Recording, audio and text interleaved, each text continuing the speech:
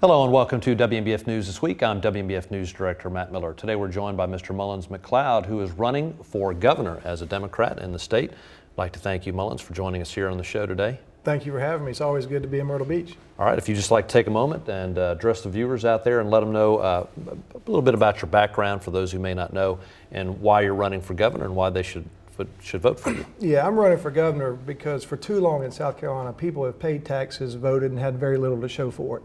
The reality of it is that we have got to have a governor that'll come from the private sector, who's built a successful small business, who's signed both sides of a paycheck to bring professional leadership to Columbia. If we keep recycling the same crowd of folks, nothing's going to change in South Carolina. We'll continue to be near first in unemployment, near last in education. We'll continue to have some of the highest dropout rates of any state in the entire country. That has to change. I believe in South Carolina, our window of opportunity is not that wide and our time for change is not that long, and that's why I'm running for governor. Now, you made a lot of headlines here recently with statements about the state flag, and just refresh us on the statement that you made and why it was so important that you make that statement. Well, I think what you're referring to is the Confederate flag, and to put this in context, you know, I didn't go have a press conference in Columbia and say we need to take the Confederate flag and move it to a museum permanently. You talk about professional leadership. Professional leadership is about being intellectually honest with where we are as a state and where we need to go. It's not about the Civil War. It's about our state competing in a global economy. That comment came within my jobs plan, which is the most comprehensive jobs plan of any candidate for governor thus far in this race. It deals with middle-class tax relief. It deals with double the tax deductions for startup businesses. It deals with actually creating tax incentives to take people from a 1099 and put them on a W-2, i.e. create jobs. And I pointed out, though, that I think if we're going to compete in a global economy, that we need to send a signal to the world that South Carolina is ready to lead again. And it's not a theoretical debate. I mean, you go down the street to Bank of America, they're not flying a Confederate flag. It's bad for business. It's not the image that we need to portray to our neighbors and the rest of the world. And that's why I put it in there. Do you think as governor you'd be able to make something like that happen? Is it more direct steps that you can take, or using the bully pulpit to influence others to get that in action to remove the flag? Well, I think in general, you look at my campaign in general, my campaign is a mandate for change. There's no question about it. In my mind, how do we stop the politics and the rhetoric? How do we get professional leadership in Columbia? We've got to do three things. One, we have to have a governor that comes from the private sector, preferably a governor like myself who's been an entrepreneur, who actually raised money and built a successful small business, a governor who refuses to take special interest in PAC money on the way to Columbia, because let's face it, if you take the money on the way there, you could be beholden to the special interest once you get there, and that's a problem. And third, you have to have a governor who will forego run for other office. And what that means is as governor, it will never be about my politics. It will never be about my rhetoric. And I'll be able to tackle the tough issues and make change happen. The other candidates in this race just can't do that. So when I'm elected governor, I'll be able to go to the General Assembly and say, listen, my election was a mandate for change. Now we've got to get in the room and we've got to make that happen. We have to work together to make that happen. We've got to move our state forward. What is not happening in the state that you want to see happening?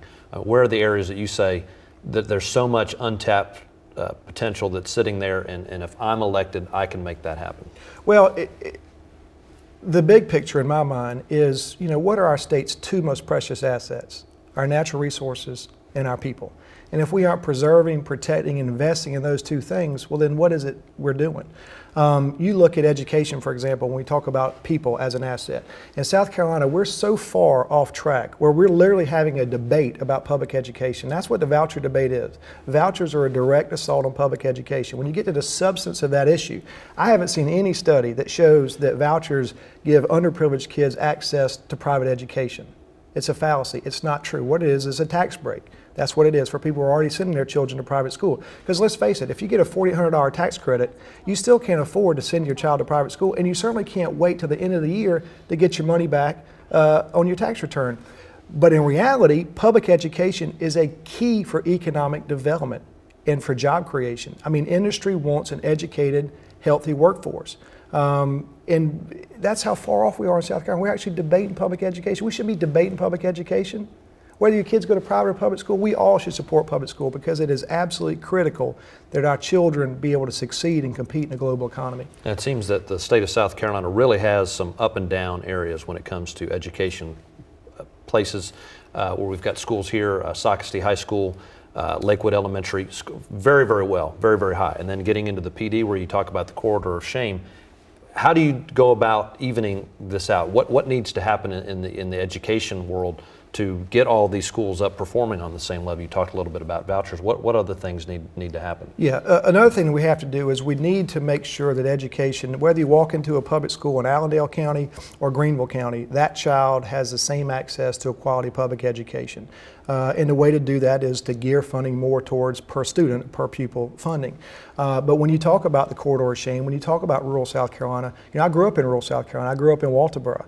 And, I tell people all the time, a rising tide lifts all boats.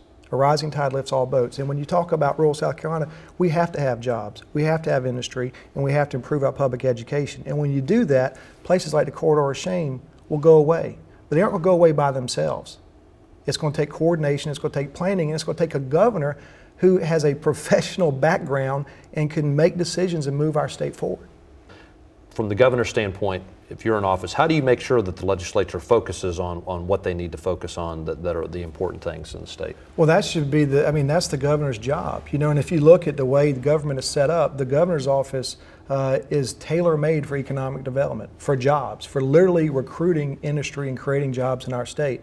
And that should be on the governor's mind all day, every day as governor. And what we've seen with Governor Sanford is that has not always been on his mind. He literally has run jobs away from this state in certain instances. I can remember when Cabela's was coming to North Charleston, and Mark Sanford didn't like the incentives package that the legislature was providing, and literally campaigned against Cabela's coming and cost North Charleston jobs and cost the state revenue. And that can't happen.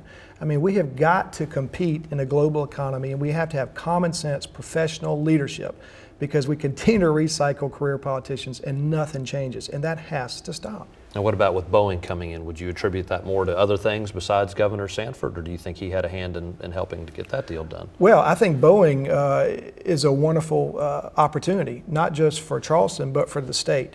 My question is, why is it that we have BMW, in the early 90s or late 1980s, and now we have Boeing now? What happened in between? And what you've seen with Governor Sanford for the last 6 months, he literally has been on a forgiveness tour. Well, I want my governor to be on a jobs tour. I mean, that's what he's hired to do. That's what he's elected to go do, and that's what he should be doing. And that's what I would be doing as governor. What else needs to happen in the state to get unemployment figures turned drastically around and get us going in the right direction? It is, for so long I've listened to the political discourse, so to speak, and it's almost, it's frustrating to listen to career politicians continue to pander for votes with their rhetoric. And you look at jobs, education, and healthcare. To me, those three issues are one and the same. To me, if you're failing in any one of those issues, you're failing overall. And that's what we've got to do as a state. We have got to invest, nurture, and to protect the people that live here, to give them an opportunity to compete in a global economy. All right, with just a final moments here, if you'd like to take another minute and address the viewers out there, and once again tell them why they should elect you as governor of the state of South Carolina. And I appreciate you having me here today. The decision to leave the private sector and offer myself for public service, that's not a decision that comes overnight. And to be honest with you, it's not an intellectual decision. It's something that comes from your stomach. Where are we in South Carolina? We're near first in unemployment. We're near last in education. We just learned 2 weeks ago that rural South Carolina has the highest dropout rates of any state in the entire country. The question becomes why? And what do we need to do to change that and move our state forward? I believe if we continue recycling the same crowd of career politicians who are beholden to special interests, it's never going to change. And that's why I'm running for governor. Our state desperately needs professional leadership now more than ever. All right, we'd like to thank Mullins McLeod again for joining us here on the show. And remember, please, whatever you do this election season is to go out and make sure that you vote. Every vote counts.